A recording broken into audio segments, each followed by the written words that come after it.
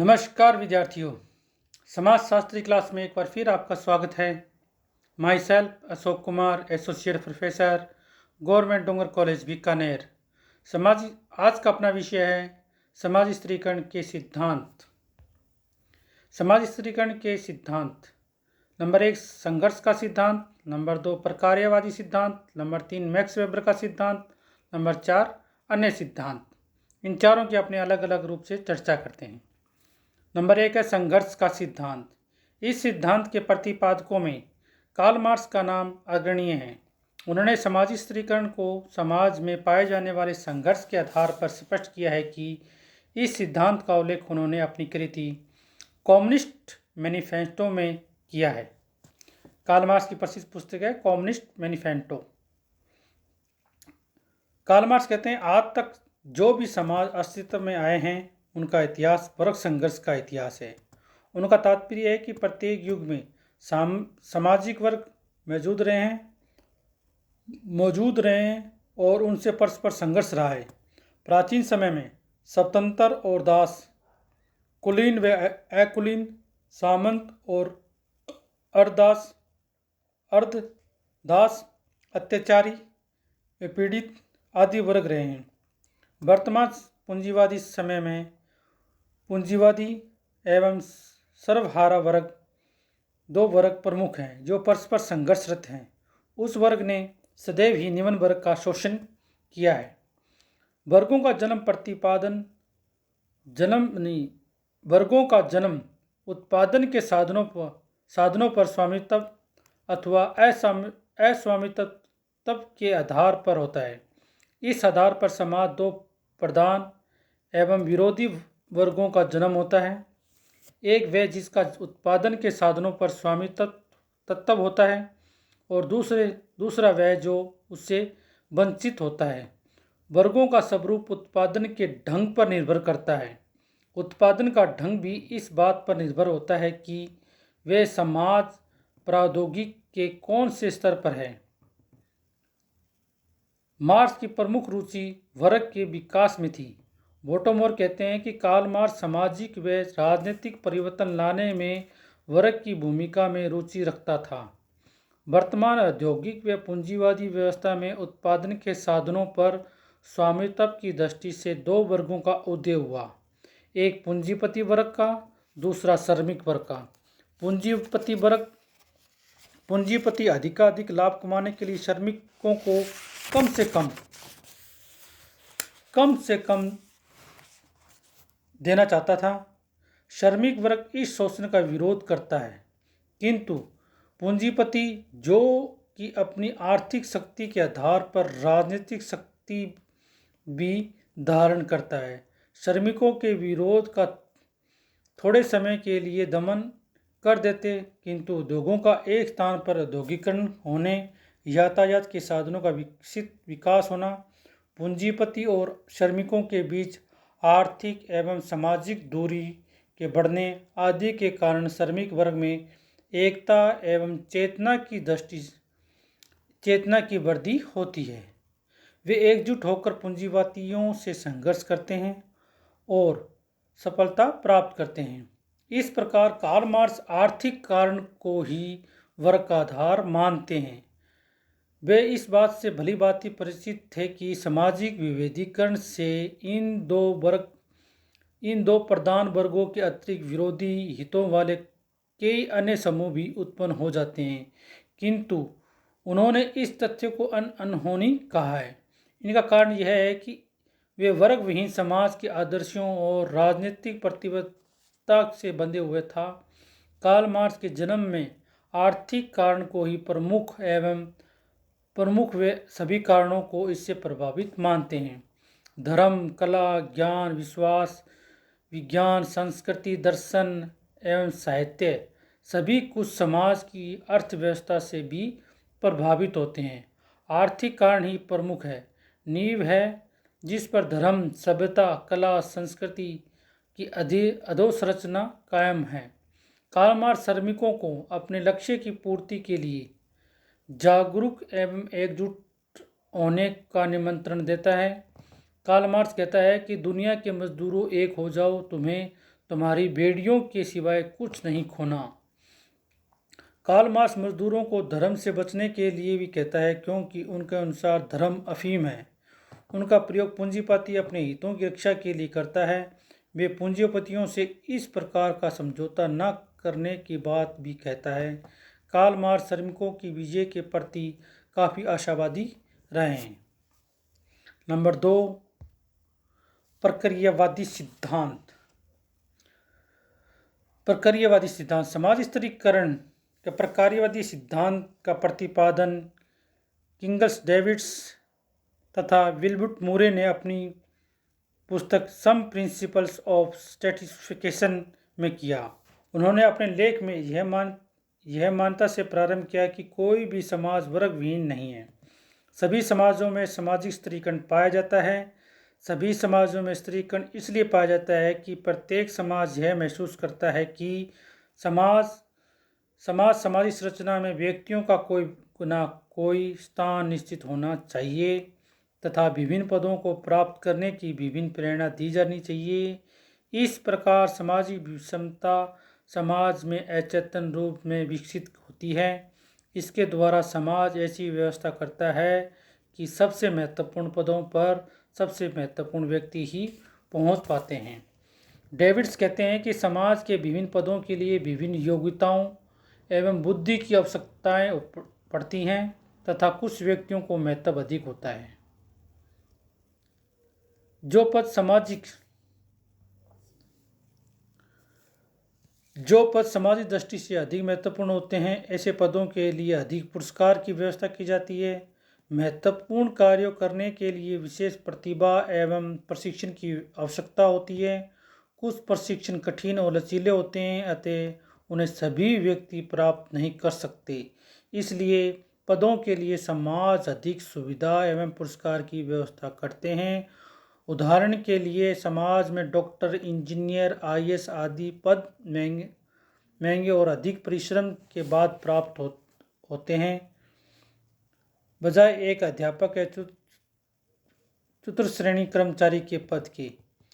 अतः इन पदों के लिए समाज द्वारा अधिक वेतन सुविधा की व्यवस्था की गई है। प्रश्न उठता है कि विभिन्न पदों का धारण करने एवं उनके अनुसार कार्य की प्रेरणा देने के लिए समाज लोगों को क्या पुरस्कार देता है। डेविड्स कहते हैं कि समाज 3 प्रकार के पुरस्कार देता है। नंबर 1, समाज वे वस्तुएं देता है जो व्यक्तियों के जीवन धारण एवं आराम के लिए आवश्यकता होती है, अर्थात आर्थिक प्रोत्साहन। नंबर 2, समाज मन, बहलावा व सौंदर्य अथवा प्रकृति की वस्तुएं प्रदान करता है। नंबर 3, समाज आत्मसम्मान एवं है की दृष्टि करने वाले वस्तुएं प्रदान करता है, अर्थात प्रतीकात्मक प्रोत्साहन देता है। उदाहरण के लिए वीरता प्रदर्शित करने वाले सैनिकों को परमवीर चक्र, महावीर चक्र प्रदान किए जाते हैं। राष्ट्रपति द्वारा दी जाने वाले भारत रत्न, पद्म भूषण, पद्मश्री आदि उपलब्धियां सम्मानजनक पुरस्कार हैं। इस प्रकार जब समाज में कुछ लोगों को अधिक अधिकार, पुरस्कार एवं सुविधाएं प्रदान की जाती हैं और कुछ को कम, तो समाज स्वतः ही स्तरीकरण पैदा हो जाता है। अब प्रश्न ये उठता है कि क्या ये सिद्धांत केवल मुक्त समाजों में ही पाए जाते हैं, जहाँ व्यक्ति योग्यता एवं प्रशिक्षण के आधार पर पदों को प्राप्त कर सकता है, या यह उन समाजों पर भी लागू होता है जहाँ पद जन्म, पारिवारिक स्थिति के आधार पर प्राप्त होते हैं। उदाहरण के लिए भारत में अनेक पद जाति के आधार पर प्राप्त होते हैं। डेविड्स का मत है कि यह सिद्धांत बंद व मुक्त दोनों ही समाजों पर लागू होते हैं, क्योंकि समाज स्तरीकरण व्यक्तियों का नहीं वरन पदों का क्रम विभाजन होता है। भारत में पदों के महत्व एवं कार्य की प्रकृति के अनुसार क्रम विन्यास पाया जाता है। नंबर 3 है मैक्स वेबर के सिद्धांत। मैक्स वेबर भी कार्ल मार्क्स की भांति समाज स्तरीकरण उत्पन्न होने वाले वर्गों के महत्व को स्वीकार करते हैं। वे वर्ग के निर्धारण में आर्थिक कारकों को महत्व स्वीकार करते हैं। संपत्ति पर अधिकार, सामाजिक अवसर, सामाजिक संबंधी सुविधाएं एवं वर्ग निर्धारण के लिए महत्वपूर्ण है, जहां मार्क्स केवल आर्थिक कारकों को ही महत्वपूर्ण मानता है। वहाँ मैक्स वेबर आर्थिक क्रियाओं के साथ साथ सत्ता एवं शक्ति को भी महत्वपूर्ण मानते हैं। संपत्ति के आधार पर दो वर्ग मानते हैं, एक संपत्ति के अधिकारी, दूसरा संपत्ति विहीन। इसी प्रकार सत्ता एवं सम्मान भी समाज में स्तर पैदा करते हैं। संपत्ति पर अधिकार रखने वाले लोगों का समाज में विशिष्ट सम्मान होता है तथा वे सत्ता प्राप्त करने में भी सक्षम होते हैं। इस प्रकार संपत्ति, शक्ति एवं सम्मान समाज में समाज स्त्रीकरण पैदा करता है। नंबर 4, अन्य सिद्धांत। अलग अलग समाजशास्त्रियों ने समाज स्त्रीकरण के अलग अलग सिद्धांत बताए हैं। इनकी अलग अलग चर्चा करते हैं अपने। बेवलिन के अनुसार, बेवलिन ने अपनी पुस्तक the theory of leisure class में विलासी वर्ग के सिद्धांत प्रस्तुत किया है।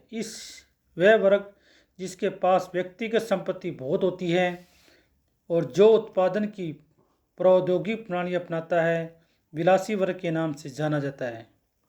यह वर्ग आर्थिक दृष्टि से सुरक्षित होता है।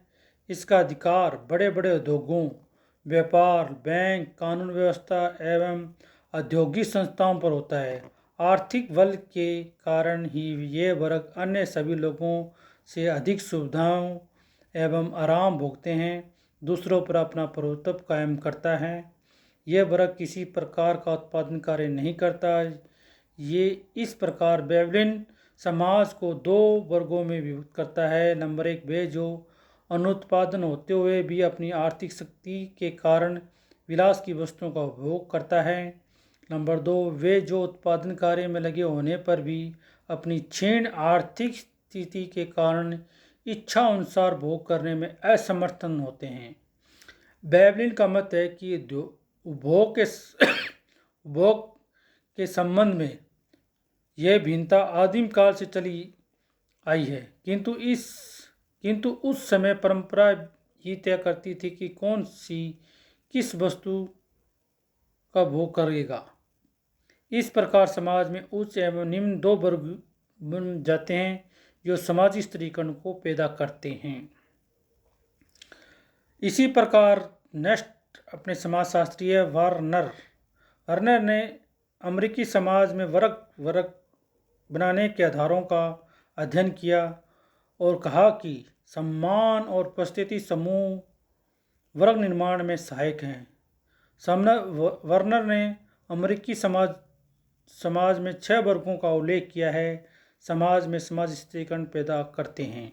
नंबर 1, उच्च वर्ग। नंबर 2, निम्न वर्ग। नंबर 3, उच्च मध्यम वर्ग। नंबर 4, निम्न मध्यम वर्ग। नंबर 5, उच्च निम्न वर्ग। नंबर 6, निम्नतम वर्ग। इसी प्रकार नेक्स्ट सी राइट मिल्स प्रसिद्ध समाजशास्त्री हैं। सी राइट्स मिल ने भी समाज स्त्रीकरण के लिए एक अपना महत्वपूर्ण सिद्धांत दिया है, जिसे शक्ति को महत्वपूर्ण मानते हैं। सी राइट किसे मानते हैं? समाज स्त्रीकरण के लिए शक्ति को महत्वपूर्ण मानते हैं। आर्थिक दृष्टि से संपन्न व्यक्ति सेना के उच्च अधिकारियों से अपने संबंध कायम कर लेते हैं और समाज में आर्थिक, राजनीतिक एवं सामाजिक दृष्टि से प्रभावशाली बन जाते हैं। दूसरी तरफ वे लोग होते हैं जिनका आर्थिक, राजनीतिक व सांस्कृतिक सामाजिक प्रभाव कम या नगण्य होता है। ये भिन्नता ही समाज में समाज स्त्रीकरण पैदा करता है। इसी प्रकार नेक्स्ट है अपने टाल्टाय पार्सन संपत्ति को व्यक्ति के सामाजिक उपस्थिति के निर्धारण में महत्वपूर्ण मानते हैं। टाल्टाय पार्सन प्रक्रियावादियों की इस बात को स्वीकार करते हैं कि समाज के महत्वपूर्ण पदों को योग्य व्यक्तियों द्वारा ही भरा जाता है। समाज में कौन सा पद महत्वपूर्ण होगा, यह सामाजिक मूल्यों एवं उद्देश्यों पर निर्भर करता है। संतुलन एवं एकता में विश्वास करने वाले व्यक्ति के उद्देश्य संघर्ष में विश्वास करने वाले समाज में भिन्न होते हैं। इस प्रकार सामाजिक मूल्य एवं उद्देश्य समाज स्त्रीकरण का प्रमुख आधार है। नेक्स्ट, गेल हैमर और सिल्स ने भी समाज स्त्रीकरण के आधार माना है, सिद्धांत बताया है। उन्होंने कहा है कि शक्ति को समाज स्त्रीकरण का आधार माना है। गोल्स हैमर और सिल्स ने किसे शक्ति समाज स्तरीकरण किसे माना है? शक्ति को ही समाज स्तरीकरण का आधार माना है। व्यक्ति की स्थिति इस प्रकार शक्ति की मात्रा के अनुसार उच्च व निम्न हो सकती है। प्रभाव की मात्रा और प्रभावित होने वाले लोगों की संख्या के घटने बढ़ने के साथ साथ व्यक्ति की स्थिति में भी उतार चढ़ाव आ सकता है। ये अपने विद्यार्थियों समाज स्तरीकरण के 4 सिद्धांत थे। नंबर 1 संघर्ष का सिद्धांत, नंबर 2 प्रक्रियावादी सिद्धांत, नंबर 4 मैक्स वेबर का सिद्धांत, नंबर 4 अन्य सिद्धांत। समाज स्तरीकरण का विद्यार्थियों हमेशा क्वेश्चन आते हैं। एक तो यह आता है कि समाज स्तरीकरण का अर्थ स्पष्ट करते हुए उनके विभिन्न सिद्धांतों की विवेचना कीजिए। तो विद्यार्थियों समाज स्तरीकरण में कम से कम 3-4 क्वेश्चन हमेशा आते हैं। धन्यवाद।